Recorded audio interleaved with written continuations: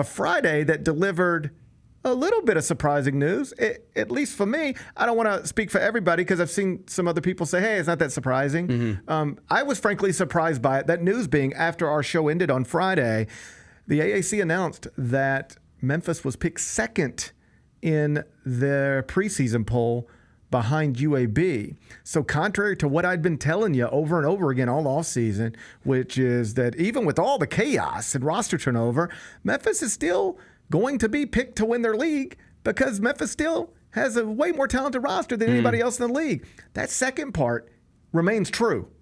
But the first part, not true. The AAC coaches said, nope, we're going with Andy Kennedy, not Penny Hardaway. Do you take offense? Are you offended? Do you find yourself offended? I'm not necessarily offended. I mean, Andy Kennedy's had success everywhere he's been, including at UAB. And so I think that the voters are taking into account that he's just going to have another good team because he typically has good teams when he's a head coach. Now, obviously, the Tigers roster is better than the UAB roster. I think, one thing that they're probably saying there is we think Andy Kennedy's a better coach than Penny Hardaway. That's what's being said right there. I don't know if anybody's saying exactly that, but what the coaches are saying with their votes is that we don't believe in this anymore. All right? You guys can keep telling us Memphis is going to be good every year, but, it never comes true, or at least it rarely comes true, so we ain't believing in it anymore. That's what's happened here. Yes. But I'm telling you, this is so unique in college basketball that I don't believe it's happening in literally any other conference. What I mean is this. We now have 2 computer rankings that are out. Lots of human rankings that are out. It shouldn't surprise you that Memphis is in almost nobody's top 25. But if you take it out to 35 or 45, they start to show up. They're 45th at John Rothstein's top 45. No other AAC team can even sniff that. You go to the computer rankings. Right now we have BartTorvik.com and KenPom.com, which updated late last night, early this morning. So at BartTorvik.com, Memphis is 32nd in the country. At KenPom, Memphis is 43rd in the country. The next best AAC team at BartTorvik.com is UAB, but they're 50 spots below Memphis. Wow. And at KenPom, the next best AAC team is actually North Texas, and they are 38 spots below Memphis. In other words, regardless of what computer you prefer, Memphis is at least 38 spots better than anybody else in the league, and yet was not picked to win the league by their coaches. That's disrespectful. I find it disrespectful. That's disrespectful. I mean, I think the only solution is for the Tigers to just run wild all over this league. That's what I'm hoping for. It's time to make people reap what they sow. It's time to make people pay, and it's time to not lose to Rice at home anymore. Man, it's always that time, as far as I'm concerned. Yeah.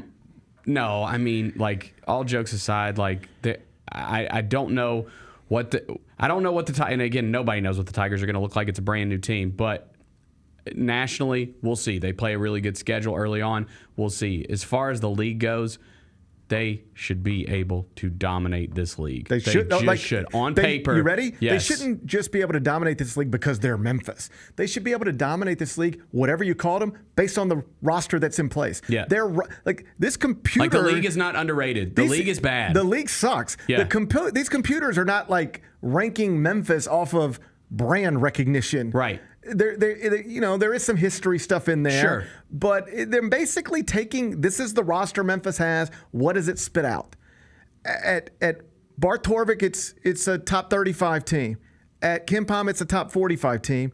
At both places, it is significantly higher than anybody else in the American. And yet the coaches said, but we don't think they're actually going to win the league. Disrespectful. I will say, I've told you this before. Even though I hate the AAC, I know you hate the AAC. You know how much I hate the AAC. Man, me and all my homies, we hate the AAC. I'll never forget this. I do. it is kind of fun that it's UAB that's getting picked over them. You know, there is a little history there with those basketball teams. Sure, so I'm cool with that. And had some wars down there at Bartow Arena. Yeah, and I like Andy Been Kennedy. in some wars at Bartow. Yeah, like I like Andy Kennedy. Like I think he's gonna have a real basketball team. So that's kind of fun going in. At least you have something going into conference play that you're like, okay, hey, I'm looking forward to that game. Counterpoint.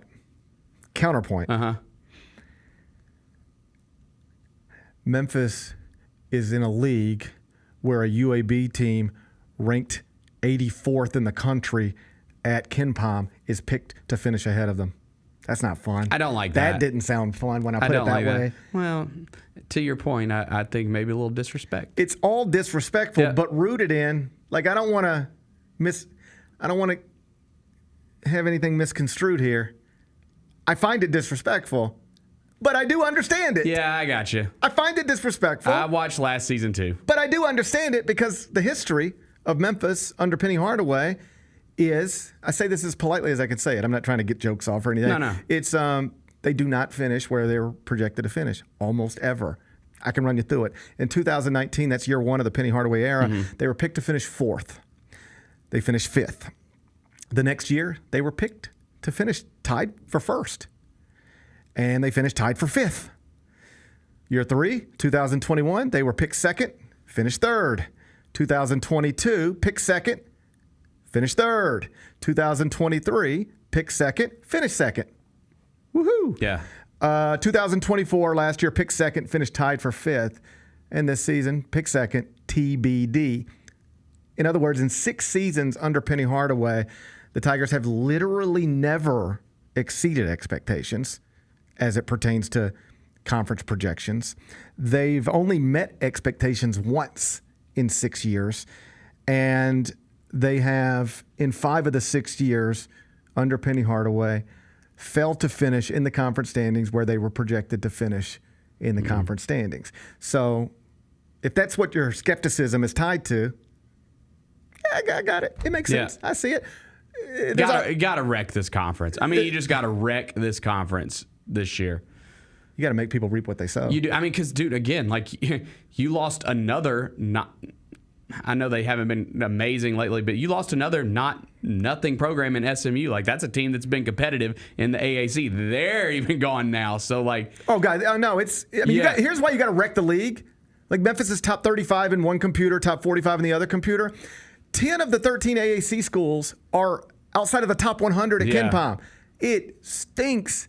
That's what sucks about it too, is you you trip up and it's a devastating loss in this league. Oh, they count count them as double losses. Yeah, like it is just not what it used to be. I mean, in the AAC. I mean, it's literally not what it used to be. 7 of the 10 original members are no longer here. The only 3 are Memphis, South Florida, and Temple. It's not what it used to be in any way whatsoever. So you got to go wreck it. But the reason coaches are skeptical, I guarantee you I could go to AAC coaches and I could say, who has the best roster? This would be interesting. I could text every AAC coach and say, who has the best roster in your league? And they would all say Memphis. And then you text them back and you say, who do you think is going to win your league? And they don't say Memphis. Disrespectful. I know it was Ron Hunter. I know it was you. I know it was you, Ron. I know it was you, Ron. I know it. Ron Hunter's fingerprints are all over this. Ron Hunter's fingerprints are all over this. That's a good point, Bennett. We'll meet you in New Orleans. Yeah. Oh, Ron Hunter, you'll get what's coming to you. Yeah. The Gary Parrish Show, live weekdays at 10 a.m.